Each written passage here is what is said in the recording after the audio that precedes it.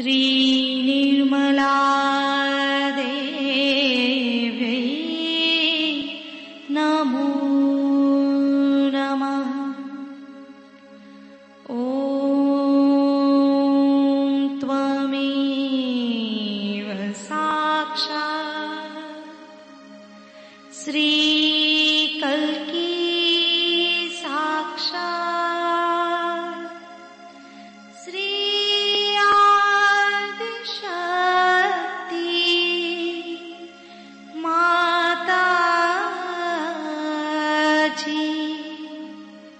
श्रीनिर्मला देव्यै नमो नमः।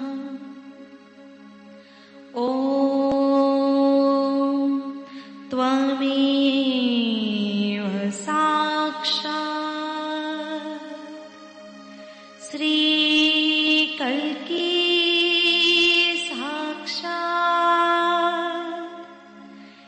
श्री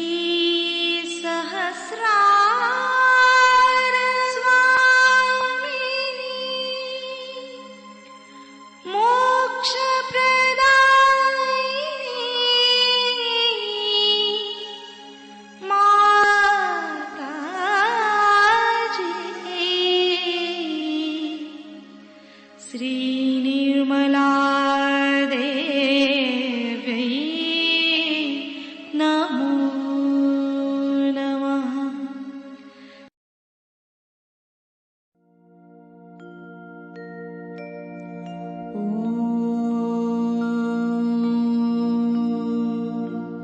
तमेव साक्षात् श्री गणेश साक्षात् श्री आदिशक्ति माताजी श्री निर्मला देवै नमो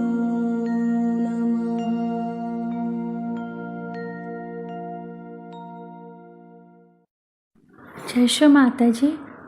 दोनों हाथ माँ के सामने हृदय में श्री माता जी की छवि को नमन करेंगे।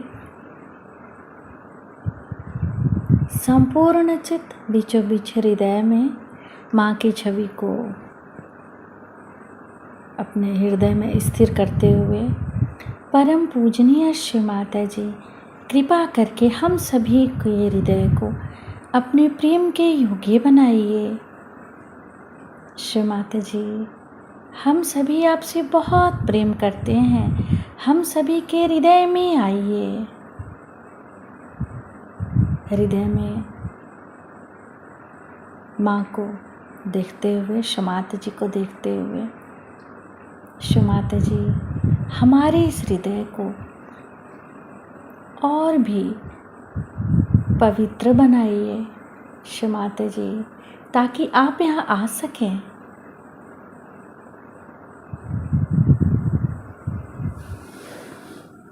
धीरे धीरे अपने संपूर्ण चित्त को दोनों हाथों पे,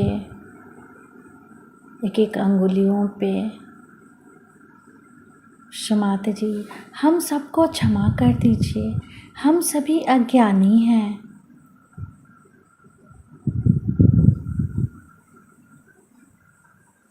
धीरे धीरे अपने संपूर्ण चित्त को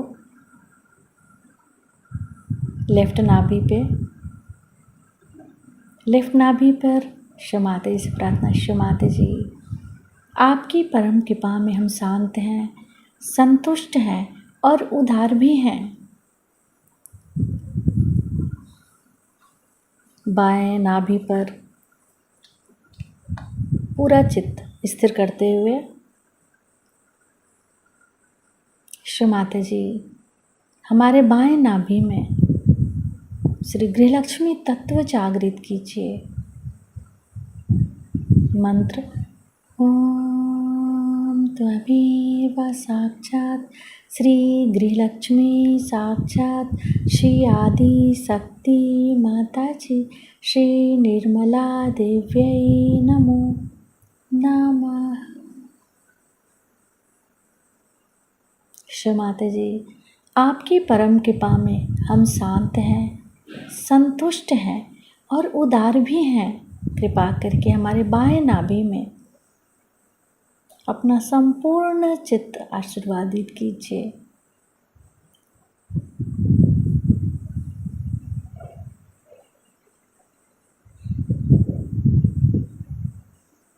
बाएं नाभि पर ही अपने संपूर्ण चित्त को रखते हुए क्लॉकवाइज घुमाएंगे चित्त को।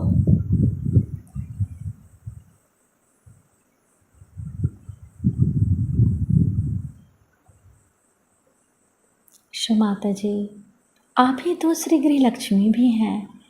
कृपा करके हमारे बाएं नाभि में जागृत हो जाइए।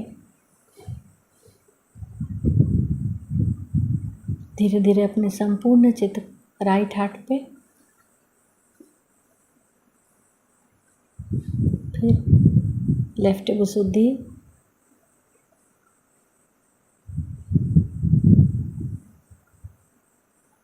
लेफ्ट आज्ञा, सहस्त्रार। सहस्त्रार पर माँ से प्रार्थना, श्री माता जी हम आपकी अमृतवाणी को सुन सके ऐसी कृपा कीजिए।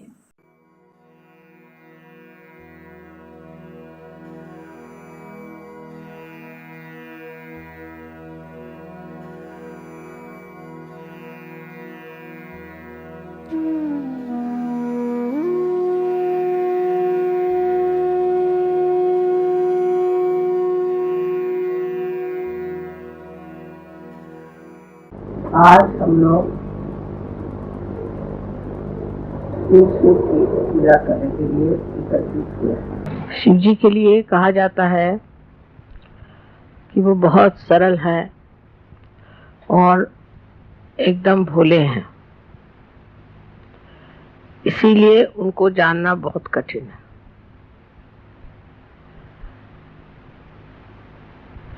कुंडलिनी का कार्य जो है वो देवी का कार्य है। देवी ही इस चराचर सृष्टि को बनाती है और अंत में आपके अंदर कुंडलिनी बनकर शिव तक पहुंचा देती है। शिव का पूजन होते वक्त याद रखना चाहिए कि शिव के गुण धर्म हमारे अंदर विकसित हुए या नहीं। इसलिए सबसे पहले कुंडलिनी की ही गति को समझ लेना चाहिए। जब कुंडलिनी का जागरण होता है तो सर्वप्रथम वो आपके शरीर को स्वस्थ करती है, क्योंकि शरीर का भी स्वस्थ होना जरूरी है और इसलिए आपका चित्त पहले अपने शरीर पे जाता है। शुरुआत में सब यही बताते हैं कि मुझे ये तकलीफ, मेरी ये शारीरिक तकलीफ है, मुझे यहाँ दुखता है, मुझे ये बीमारी है। या कुछ लोग शरीर से हृष्ट पुष्ट होते हैं तो वो बताते हैं कि मुझे सांसारिक क्या तकलीफ है। क्योंकि जब हम लोग जागृत अवस्था में होते हैं तो हमारा चित्त इन सब चीजों की तरफ आकर्षित रहता है और इससे हम लोग काफी तकलीफ में रहते हैं। जैसे जैसे आप सहयोग में आएंगे आप यही पाएंगे कि लोग पहले अपने शरीर की या अपने सांसारिक चीजों की या मानसिक स्थिति की ही चर्चा करते हैं। इसलिए पहले ये व्यवस्था की गई थी कि शरीर को पूरी तरह से त्याग दिया जाए, यानी उसके तरफ ध्यान न देना चाहिए और उसको कष्ट देना चाहिए। अगर आप पलंग पे सोते हैं तो आप नीचे उतर के फिर तख्त पे सोइए, फिर तख्त से आप फिर चटाई पे सोइए, फिर आप जमीन पे सोइए, फिर आप पत्थर पे सोइए, फिर आप दलदल में सोइए, ऐसे अनेक तरह से शरीर को पक्का बनाया जाता था, जिससे शरीर बाद में कोई तकलीफ न दे। शरीर का आराम किसी भी तरह से मान्य नहीं किया जाता था। जैसे अगर एक रात जागरण हो गया तो तकलीफ हुई तो फिर 7 रात जागरण करो, फिर तकलीफ हुई तो 24 रात जागरण करो। उसी प्रकार खाने पीने का भी, अगर मनुष्य को खाने की बहुत लालसा है तो आप 1 दिन उपवास करो, फिर आप 7 दिन उपवास करो, फिर आप 40 दिन उपवास करो। जो आपको चीज पसंद नहीं हो ऐसी चीज आप खाओ और बाकी सब चीज आप छोड़ दो। यहां तक कि आप अन्न मत खाओ, सिर्फ फल मूल खाओ। फिर अगर आपको कपड़ों का बहुत शौक है तो आप सादे कपड़े पहनो, फिर आप हल्के कपड़े पहनो, फिर आप हिमालय पे जाओ और वहां पूरे कपड़े उतार के ठंड में आप ठिठराओ। इसी प्रकार किसी को नखरा हो कि मुझे अच्छा घर चाहिए, मैं अच्छे घर के बगैर नहीं रह सकता, मेरे जैसे आजकल लोगों को बाथरूम अच्छा चाहिए, कपड़े, आजकल तो सब चीजें बहुत ज्यादा आ गई हैं, तो उतनी हम लोगों की इच्छाएं और प्रवृत्तियां बढ़ गई, उधर हमारा चित्त ज्यादा जाता। तो कहा जाता था कि अच्छा ठीक है, आप बड़े महल में रहते हैं तो अब आप आकर के पहले झोपड़ी में रहो। फिर झोपड़ी में भी बाड़ा लगाते थे, उसमें भी वो अपने को असुरक्षित समझते थे। तो कहा जाता था अच्छा अगर इसमें आप अपने को असुरक्षित समझते हैं तो ठीक है, आप जंगल में आके रहो या आप किसी तीर्थ स्थान में जाओ। जैसे कि कोई निकला तो कांची का आदमी तीर्थ स्थान में जाएगा तो काशी जाएगा, और काशी का जाएगा तीर्थ स्थान में तो कांची जाएगा। रास्ते में उसको शेर खा जाएंगे, शेर ने छोड़ा तो सांप काट लेगा, सांप ने छोड़ा तो मगर खा जाएगा, और जब तक वो वहां पहुंचते हैं 1000 में से 1 आध आदमी वहां पहुंचेगा। इस तरह से लोगों को छाटते छाटते और फिर उनको फिर आत्म साक्षात्कार की बातचीत की जाती थी। सहयोग में उल्टा हिसाब किताब किया हुआ। सहयोग में न तो आपको घर छोड़ना है, न द्वार छोड़ना है, नहीं अपने खाना पीना छोड़ना है, नहीं वस्त्र का कोई प्रॉब्लम है, कुछ नहीं, सब आप जैसे हैं ऐसे ही रहे। और इसमें आपकी कुंडलिनी का जागृत हो जाएगी। कुंडलिनी इसी स्थिति में जागृत हो जाएगी। पहले तो एक हिरण का चर्म बिछा के उस पे बैठ के साधना करके फिर आपकी तपश्चर्या होगी। उसके बाद आप बहुत दिन तक भूखे मरिएगा, एकदम आपकी हड्डियां निकल आएंगी।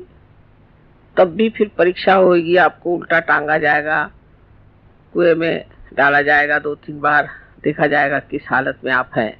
उसके बाद अगर आप जिंदा रह गए तब फिर कहीं जाकर के चर्चा होगी। अब सहयोग में उल्टा कारभार। पहले तो हमने ऊपर का शिखर बना दिया, खोल दिया शिखर, सहस्त्रार खोल दिया, और सहस्त्रार खोल के अब कहा कि आप ही लोग अपने को ठीक करें। लेकिन तो भी हम लोग समझ नहीं पाते कि सहयोग बहुत ही कठिन चीज है। जितनी सरल है उतनी ही कठिन है। शंकर जी जैसे, क्योंकि हमारे अंदर अनेक नाड़ियां हैं और उन नाड़ियों को खोलने का एक ही तरीका है कि हमारा चित्त जो है वो इधर उधर न उलझे। तो सहयोग में ये तो कोई नहीं बताते कि तुम खाना पीना छोड़ दो, कि उपवास करो और तुम जाके हिमालय में ठंड में बैठो, ये कोई नहीं बताता।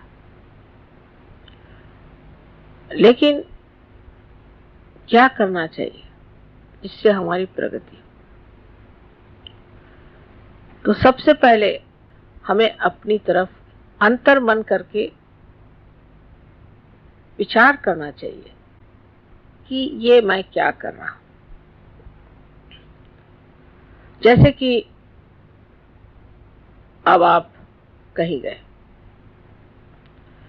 और आपने देखा कि आपको सोने की जगह नहीं मिली, तो फौरन आप शिकायत करना शुरू कर देंगे कि माँ देखिए हमें सोने की जगह नहीं मिली।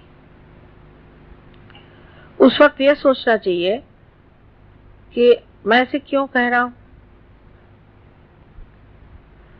क्योंकि मैं अपने शरीर के बारे में चिंता कर रहा हूं कि मुझे सोने की जगह नहीं मिली, मुझे ठीक से जगह नहीं मिली और मैं अपना चित्त इसी में डाले जा रहा हूं।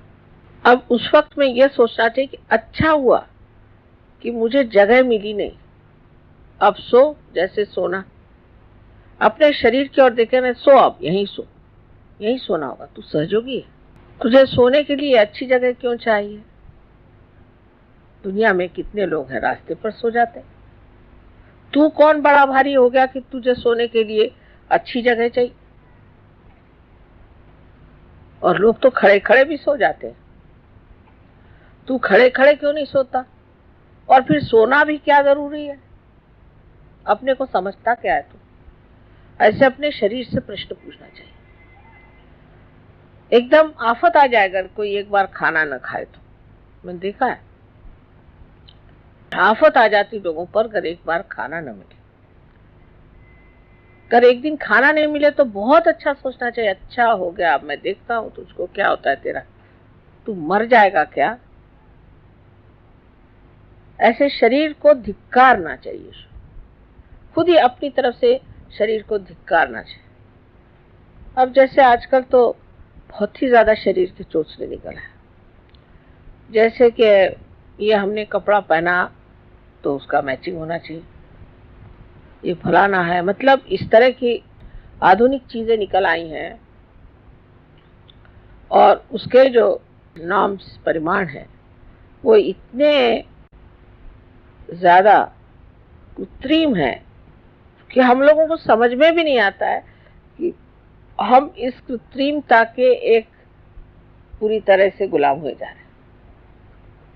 इसका मतलब ये नहीं कि आप विक्षिप्त हो जाएं, इसका मतलब ये नहीं कि आप अजीब से कपड़े पहन के घूमिए, और इसका मतलब ये नहीं कि आप कोई हिप्पी विप्पी हो जाएं, ये मतलब नहीं। पर समझ लीजिए किसी स्त्री को एक मैचिंग ब्लाउज नहीं मिला तो उसको तो लगता है कि वो गई काम से बिल्कुल खत्म। पहले जमाने में कोई मैचिंग पहनता ही नहीं था, अब अगर उसके मैचिंग फिर वो स्वेटर नहीं मिला तो फिर तो समझ लीजिए कौन देखता है आपको क्या पहने न पहने।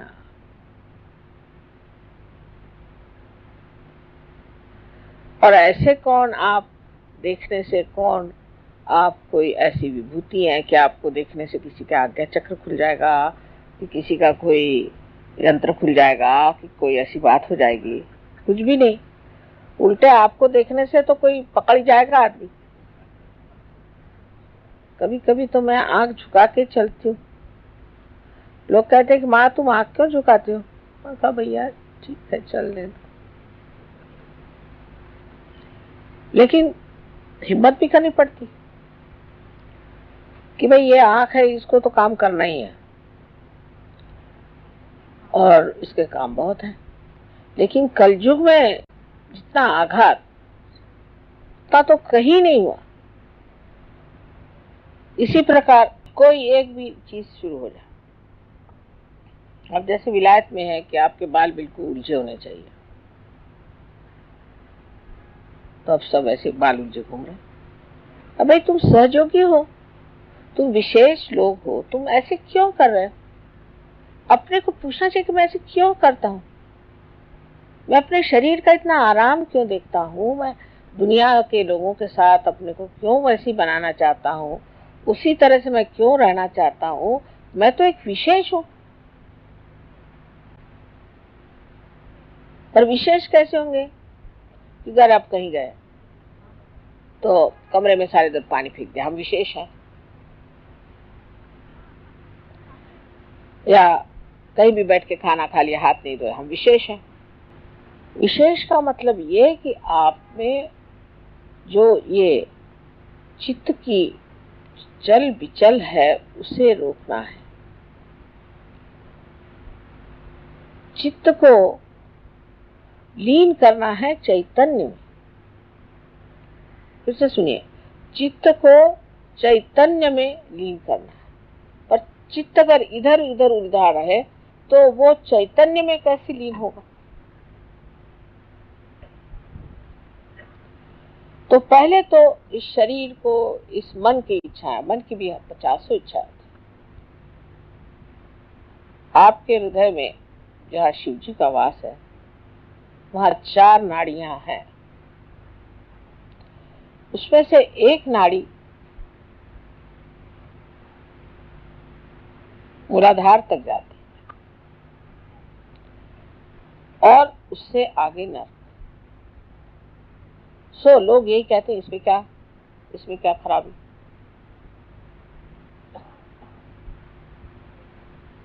लेकिन आप सहयोगी हैं, अब आप नर्क काहे को जा रहे हो बाबा?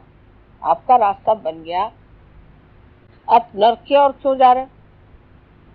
तो अपने और चित्त में ध्यान देना चाहिए कि मुझे ये वासना क्यों है मेरे अंदर, क्यों, कहाँ, किसलिए जो मुझे नर्क की ओर ले जा रहे। मैं तो एक कदम ऊपर रखे हुए हूँ और एक कदम कब्र में रखा हूँ। तो या तो कब्र में बैठ जाओ या ऊपर ही रह लो। ऐसी जो लटकी हुई स्थिति है, तो अब चित्त जो है उससे कहना कि तू कहाँ भाग रहा है? नर्क के तरफ जाना चाहता है क्या?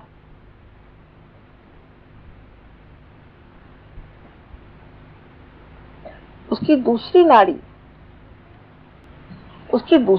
है। वो नाड़ी हमें इच्छाओं की तरफ ले जाती है। इसीलिए बुद्ध ने साफ साफ कहा था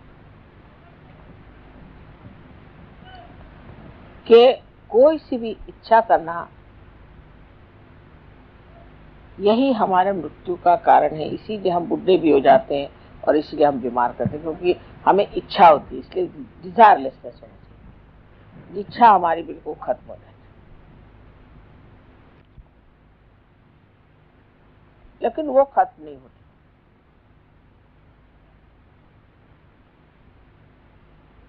एक शुद्ध इच्छा मात्र रहनी चाहिए। वो कैसे हो?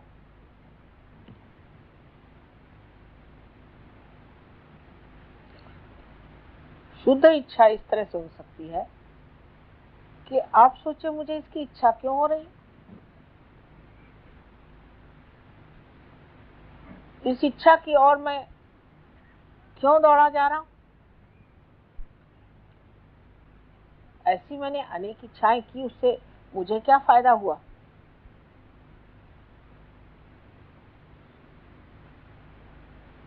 तो जो कुछ भी मिला है उसी में आनंद मान लेना ही एक सहयोगी का कर्तव्य। तब ये हुआ, किसी को इच्छा हुई कि मैं माँ के बिल्कुल सामने जाकर, या किसी को इच्छा होती कि हम पहले वहां जाकर खड़े हो जाए। ऐसी इच्छा क्यों हुई? क्योंकि अज्ञान में ये नहीं जाना माँ हर जगह, कहीं जाने की जरूरत क्या। तो शुद्ध इच्छा की जब आप इच्छा रखें, तो जब कुंडलिनी चढ़ती है तो ये जो इच्छा की नाड़ी नीचे की तरफ मुड़ी हुई है वो ऊर्ध्वगति उसको हो जाती है, उसमें शुद्ध इच्छा भर जाती है। इच्छा मनुष्य करता है इस विचार से कि इससे मुझे सुख मिलेगा, आनंद मिलेगा, मिलता कुछ नहीं। तो इस इच्छा को जो है आपको आनंद में लीन कर देना है, क्योंकि शिव का तत्व जो है आनंद, उनका स्वभाव आनंद है। इसलिए हर एक चीज में आनंद खोजना चाहिए। तब किसी चीज की त्रुटि ही नहीं लगेगी। दोष देखना या हर एक चीज में ये ऐसा होता तो अच्छा होता, बहुत लोगों को आदत है। मैंने अब रास्ते से जा रहे तो कहेंगे कि यहाँ पर इन्होंने फूल क्यों नहीं लगा दिया, फिर कहेंगे कि यहाँ पर से मार्ग दिखाने का ठीक से उन्होंने ये क्यों नहीं लगाया, कि ये रास्ता ऐसे ही मोड़ के क्यों नहीं गया। अरे बाबा, आपको म्यूनसिपालिटी में है, आपको क्या करने का, जो है सो है, आप काय को बड़बड़ कर रहे हैं। लेकिन दूसरे के बारे में हमेशा कहेंगे इसमें ऐसे करने से ठीक होगा, उसमें ऐसे करने से ठीक होगा। वो जो आप सोच भी रहे हैं वो कार्यान्वित भी नहीं हो सकता। वो तो कार्यान्वित भी नहीं हो सकता, तो वो चीज कार्यान्वित भी नहीं हो सकती। आपका कोई मतलब ही नहीं है उससे। अब जैसे बहुत से लोगों में होता है, सिनेमा में गए तो उसमें कोई सीन दिखा रहे कि एक आदमी जा रहा है और अब वो किसी पहाड़ी से गिरने वाला है, तो लोग कहेंगे अरे अरे कहाँ जा रहे हो, तुम गिर जाओगे। वो तो सिनेमा में जा रहा है, वो कोई तुम्हारी बात सुन रहा है क्या। उसी तरह से हर एक चीज का ठेका लेके बैठते हैं, और इस तरह से अपनी बुद्धि में भी पूरी तरह एक विचारों की श्रृंखला बना लेते। लेकिन जो कुछ आप देखते हैं वो देखना मात्र हो, देखना मात्र, तो निरीक्षण हो जाता है। एक कटाक्ष में भी निरीक्षण हो जाएगा और चित्र सा आपके अंदर बन जाएगा।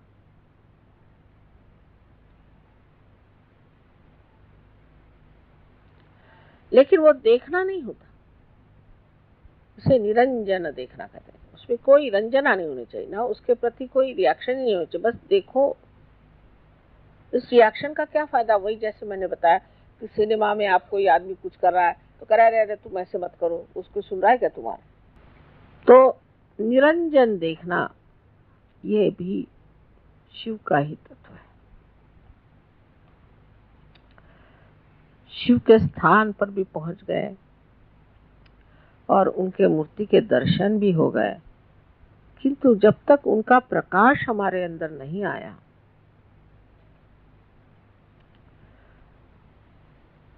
तो सब व्यर्थ ही है। अब तीसरी नाड़ी है, उसमें प्रेम उभरता है। प्रेम मारे मेरा बेटा, मेरी बहन, मेरा भाई, मेरा बाप, मेरा पति, ये सब दुनिया भर की रिश्तेदार। इसमें भी बहुत लोग उलझे रहते हैं। सहयोग में आने के बाद भी मैं सालों तक देखती हूँ कि वो छूटता ही नहीं उनका, वही बातें। जब देखा तो मैं तो भागती हूँ, अरे बाप रे आए फिर से। मेरे भाई का ऐसा हुआ तो मेरे बहन का ऐसा हुआ, तो मेरा फलाना ऐसा तो ठिकाना ऐसा, मेरे लड़के ने ऐसे किया तो लड़की ने ऐसे किया। अब ये कहना कि ये रिश्तेदारी वृथा है तो ये तो बात ठीक नहीं।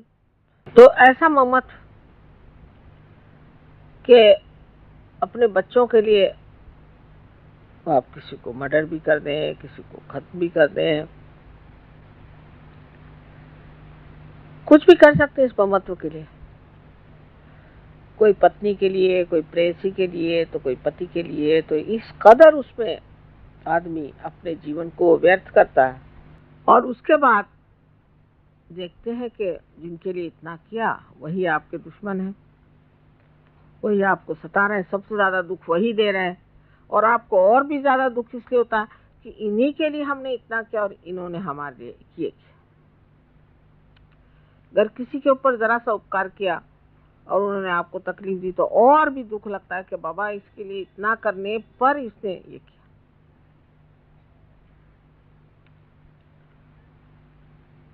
तो पहले जमाने में तो कहते थे कि सबको त्याग दो, घर त्यागो, बच्चों को त्यागो, बीवी को त्यागो, सब छोड़ छाड़ करके जंगल में जाके एकांतवास करो।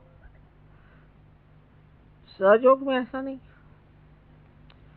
सहयोग में यह है किसी को नहीं त्यागना है, सबको अपनाना है, क्योंकि सहयोग एक व्यक्तिगत कार्य नहीं कि आप जाके एकांत में बैठ गए और तपस्या की और बड़े ऊंचे हो गए तो क्या फायदा हुआ, आप अमृत बन गए तो क्या फायदा हुआ। हाँ ठीक, एक ऐसा आदमी हो तो अच्छे भाषण दे सकता है, हो सकता है कि थोड़ी बहुत तपस्या कर सकता है, पर उसे सारा संसार तो ठीक नहीं हो सकता। हमें तो सारे संसार को ठीक करना है। तो ये सोचना कि मैं क्यों अपना माया में थोड़े कहाँ भटकता माया में, उसके भी वजह एक साथ से तो पहले उनके बाल जगह छोड़ मेरी काया में,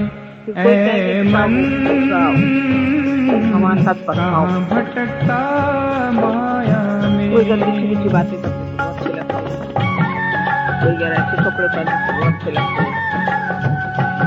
फिर ये हमारे दिल्ली के रहने वाले दिल्ली के बाद होगा अपनी भाई दिल्ली में तो रहते हैं, पर ये पुरानी दिल्ली है।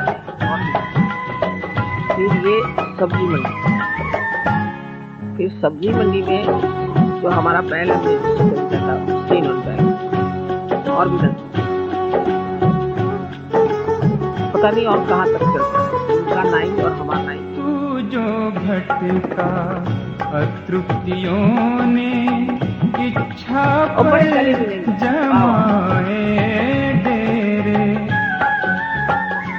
तो ये बम्बई वाले हैं, बुद्धि तो एक भी ना चली, जतन जुटाए बहु तेरे। अब कहाँ बम्बई समाधान मद्रास, सिवा अगर आपके दिमाग में अभी भी बैठा हुआ है दूर सहो तो अभी आप बिन तेरे तो फिर बराबर समझ में आएगा क्या कहाँ भटकता माया में।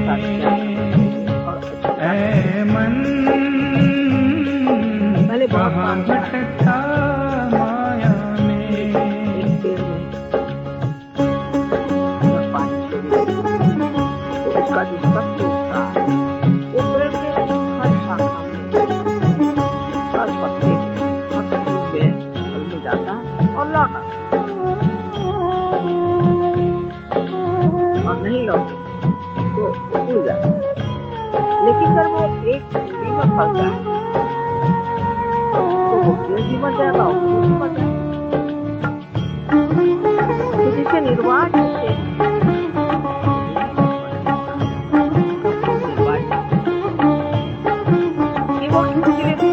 तीव्र होती है पल पल माया से माया की प्यास, मृग जल से बुझी है कभी किसी की प्यास। तीव्र होती है पल पल माया से माया की प्यास, मृग जल से बुझी है कभी किसी की प्यास। माया सागर सी है क्षमता नहीं मिटाने की प्यास, नहीं मिटाने की प्यास, नहीं मिटाने की प्यास। जितनी पिया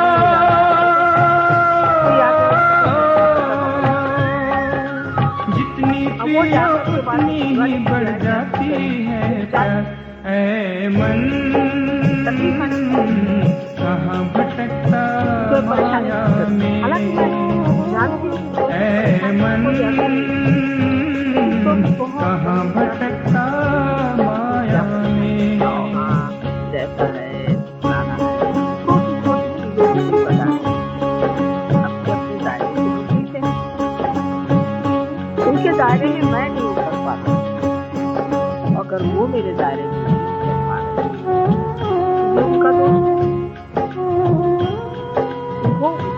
जाएंगे। उनको उसी दायरे में करना चाहिए। करुणा करुणा करुणा काम से, किसी वजह से, किसी मतलब से, धन में लगा है ध्यान जो सही अर्थ से हट गया ध्यान। अर्थ और धन एक है पर अर्थ सत्व है ध्यान। धन में लगा है ध्यान जो सही अर्थ से हट गया ध्यान। अर्थ और धन एक है पर अर्थ सत्व है ध्यान। मन का धन को ध्यान है, धन में क्यों लगाए ध्यान। धन में क्यों लगाए ध्यान, धन में क्यों लगाए ध्यान। माया धन को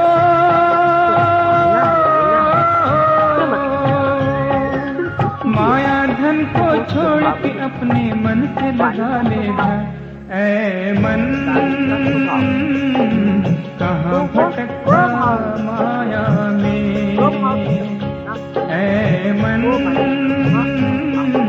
कहाँ भटकता माया में। करुणा दिल्ली रहने वाले, मुंबई रहने वाले, याद उसका महत्व है। और हर आदमी क्या है वो जरूर आपकी याद है।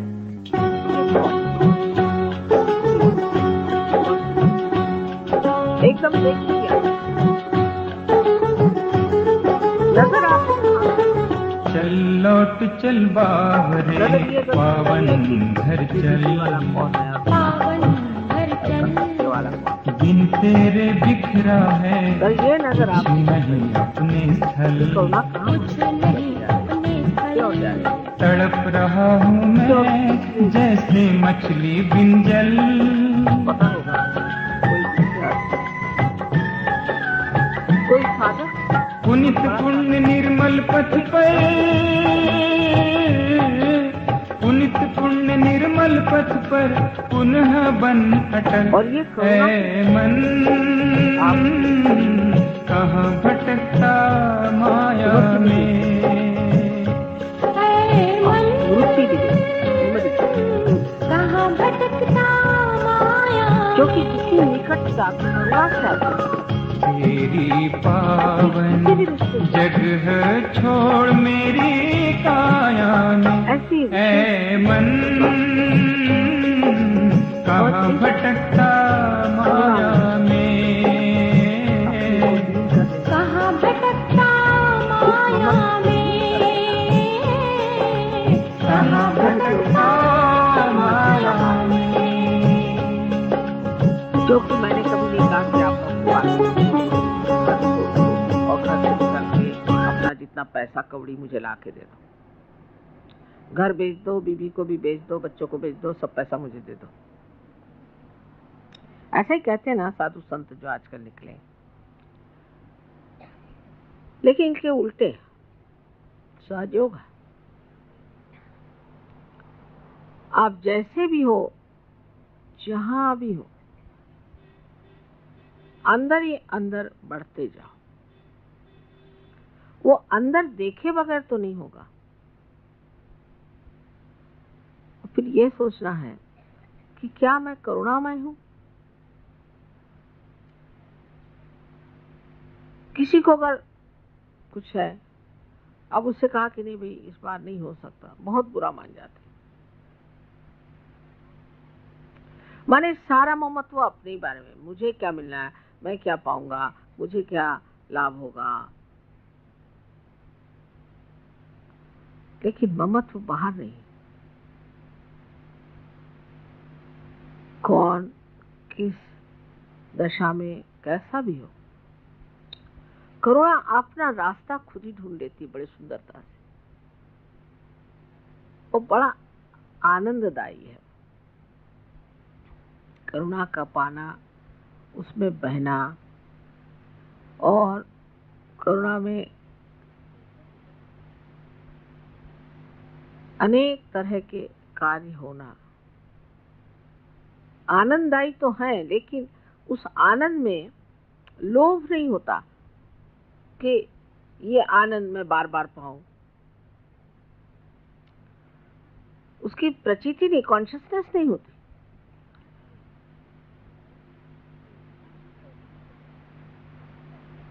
कर दिया, हो गया। जैसे संगीत को सुन लिया, मजा आ गया, वहीं खत्म हो गया। उसी तरह से कोई काम है, कर दिया, खत्म, लीन हो जाती चीज।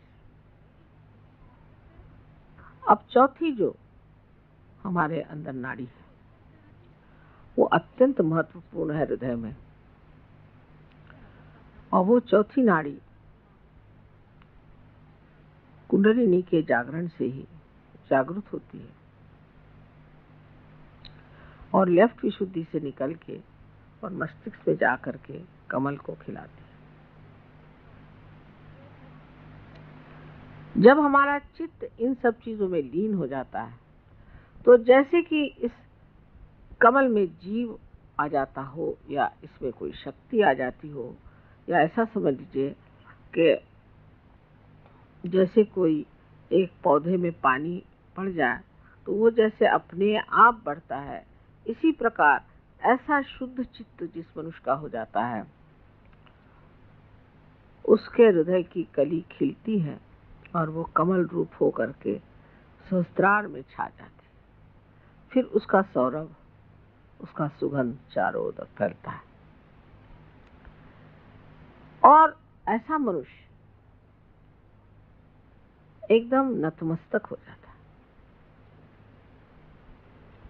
एकदम नतमस्तक होकर के सबके सामने झुका रहता है। कोई अगर कहता है कि आपने बड़ा मेरा काम कर दिया, बड़ा ये चमत्कार कर दिया, तो वो चीज छूती नहीं।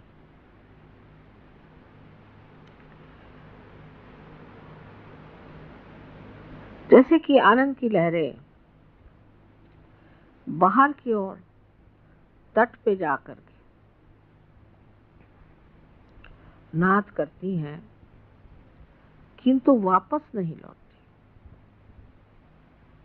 उसी प्रकार जिस मनुष्य की यह स्थिति हो जाती है, उसका सारा कार्य बाहर निनाद करता है, आवाज करता है,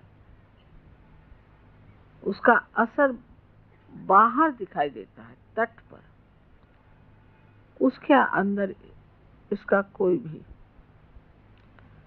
परिणाम नहीं आता, ख्याल भी नहीं आता, विचार भी नहीं आता।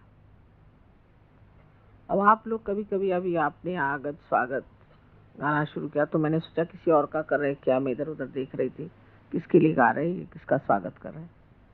मुझे डर लगता है कभी मैं भी आपके साथ न गाने लग जाऊं। कभी आप लोग मेरा जय जयकार करते हैं तब तो मुझे बहुत ज्यादा डर लगता है कि मैं भी नहीं कहीं जय माता जी शुरू कर दूं। वाकई ऐसे छूता नहीं। जो भी आप कहते हैं, जो भी आपके निनाद हैं, वो और दूसरे तट पर जाकर छू जाएंगे, मेरे तक छूते ही नहीं, मुझे आते ही नहीं। हाँ, उससे हो सकता है कि अंदर बैठे हुए देवी देवताएं खुश हो जाएं और वो चैतन्य को बहाए या कुछ करे, उस तट पर पहुंच सकता है। पर जहां तक मेरा सवाल है, मुझे कुछ उसका आभास भी कभी नहीं होता कि आप मेरे जय जयकार गा रहे हैं, मैं शायद वहां हूं ही नहीं। यह दशा शायद अभी इतनी पोषक ना हो आप लोगों के लिए, लेकिन एक बात जरूर है कि आप जब स्तुति गाते हैं, देवता खुश होते हैं, आपके अंदर के देवता भी प्रसन्न हो जाते हैं और आपके लिए अनंत राशि से, अनंत नाड़ियों से कितने तो भी तेज पुंज जैसे प्रकाश के किरण आपके अंदर छोड़ते हैं। आपने फोटोग्राफ्स में देखा होगा ये कितनी मेहनत करते हैं आपके लिए। तो आपके लिए भी बहुत आवश्यक है कि वो जब इतनी हमारे लिए मेहनत कर रहे हैं तो हमें भी इस शुद्धता को पाना चाहिए। तो पहले जो शरीर हम इसको धिक्कार रहे हैं, जिसको हम मान नहीं रहे हैं, वही शरीर जा करके एक यज्ञ हो जाता है। यज्ञ माने ऐसे कि अब हमारा शरीर है, हो रही तकलीफ, तो ये तो तकलीफ होनी है क्योंकि ये यज्ञ है ना। अच्छी बात है, जैसे कि काष्ठ का जलना यज्ञ में जरूरी है, उसी तरह इस शरीर का भी जलना यज्ञ में जरूरी है। लेकिन सहयोग में सबसे बड़ी बात यह है कि ये जो कृतयुग शुरू हो गया आपके पूर्व पुण्य से, आपको बहुत तकलीफ तो कुछ होती नहीं खास, सब सामने चीज आके खड़ी हो जाती, सब साक्षात्कार होते रहता है। आप कहते हैं चमत्कार हो रहा है, सब चीज आपको सुलभ में मिल जाती, बहुत से काम आपके सरल सहज हो जाते। शोभना सुलभ गति कहा जाता है कि आपके शोभायमान इस तरह के जीवन में अत्यंत सुलभता से आप इसे प्राप्त कर सकते हैं। कोई भी अशुभ काम करने की, अशोभनीय काम करने की जरूरत है। तो ये एक तरह की बड़ी सूक्ष्म माया भी है कि उसमें ये नहीं सोचना चाहिए कि ये सारे चमत्कार हमारे लिए इसलिए हो रहे हैं क्योंकि हम कोई बड़े भारी सहयोगी हैं। लेकिन ये सोचना चाहिए कि ये चमत्कार इसलिए हो रहे हैं कि हमारे अंदर विश्वास परमात्मा के प्रति, शिव के प्रति और कुंडलिनी के प्रति दृढ़ हो जाए, इसलिए चमत्कार हो रहा है। और इसको दृढ़ता करने का कार्य यही है कि हम अपने चित्त को शुद्ध करें, क्योंकि शिव चित्त स्वरूप है। उनके चित्त की शक्ति को चित्ती कहते हैं। वो चित्त है। चित्त है माने कि जो चैतन्य चारों तरफ आप जानते हैं, उस चैतन्य का जो चित्त है वो शिव का प्रसाद है, वो शिव का तत्व है। माने सारे संसार में उनका चित्त फैला हुआ है। और जब आप कहते हैं कि चमत्कार हो गया, ये चीज घटित हो गई, तब ये जान लेना चाहिए कि ये जो चित्त है, जिसे हम चित्ती कहते हैं, उसने ये कार्य किया। अणु रेणु हर चीज में उनका चित्त है। लेकिन चित्त का मतलब ये होता है कि वो साक्षी है, देख रहे हैं। चित्त का मतलब होता है वो साक्षी है, देख रहे हैं। और कार्यान्वित जो है वो ब्रह्म चैतन्य।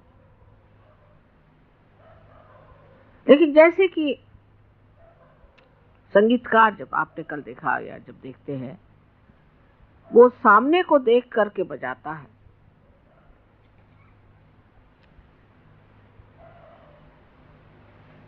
उसी प्रकार ब्रह्म चैतन्य उस चित्त की दृष्टि को देख करके ही कार्यान्वित होता है। उस दृष्टि को, उस चित्ती को ब्रह्म चैतन्य जानता है और वो इस कार्य को तब करता है जब उस चित्ती को देखकर उसे वो ठीक समझता है। जैसे अभी हम आए, आते साथ एक साहब आए थे, एकदम से उन्होंने पानी माता जा रहे, मुझे देखते साथ एकदम हक पका गए। मुझे देखा, मैंने कुछ कहा नहीं, कुछ नहीं, सिर्फ मुझे देख करके एकदम सक पका गए। उसी प्रकार वो कुछ कहे या न कहे, क्योंकि ब्रह्म चैतन्य ये देवी की शक्ति है और वो कार्यान्वित है, और वो उस देखने वाले को जानती है, और उस शक्ति की पूरी समय यही लीला है कि उस एक देखने वाले को खुश रखना है। इसलिए कभी कभी आप कहते भी हैं कि माँ ऐसे गड़बड़ क्यों हो गया, वहां इसलिए हो गया कि वो जो चित्ती थी उसका रुख बदल गया था।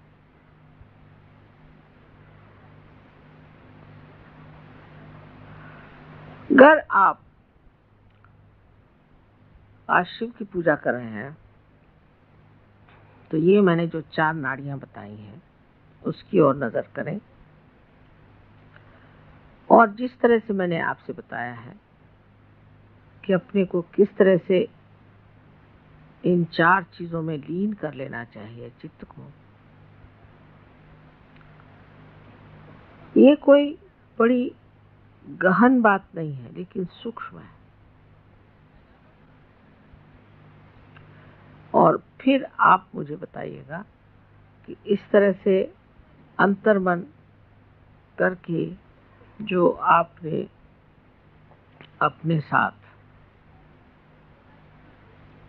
विचारणा की कही है, या तपस्या की है, या जो वार्तालाप किया है, और जो अपने चित्त को शुद्ध किया है, उससे आप एकदम पाइएगा कि आप शिव के सागर में पूरी तरह से डूब